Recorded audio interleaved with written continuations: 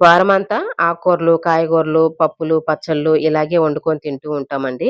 Sunday ఎప్పుడొస్తుందని చెప్పేసి ఎదురు జూస్తూ ఉంటాము. నిదానంగా వండుకొని తినొచ్చులే అని చెప్పేసి.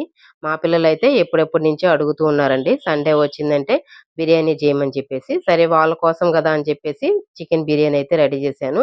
ఈరోజు సండే స్పెషల్‌గా మా ఇంట్లో వెరైటీస్ ఏమేమిటి అనేసి చూద్దామండి.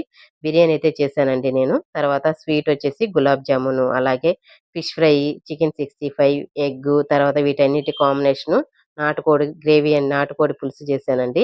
సూపర్‌గా ఉంటుందండి కాంబినేషను. అందులోనూ అరిటాకు భోజనం ఇంకా చానా బావుంటుందండి. ఇన్ని వెరైటీస్ చేసుకున్నాక మనం అరిటాకులో తినకపోతే బావుంటుందా చెప్పండి? అందువల్లొచ్చేసి అరిటాకులు తీసుకొచ్చేసి అరిటాకులోనే భోంచేస్తూ ఉన్నామండి. చానా బావుంటుంది అరిటాకులో భోంచేసామంటే. అలాగొచ్చేసి ఈరోజు సండే స్పెషలొచ్చేసి మా పిల్లల కోసం స్పెషల్‌గా రెడీ చేశానండి వెరైటీసు. అన్ని వెరైటీసు సూపర్‌గా ఉన్నాయండి.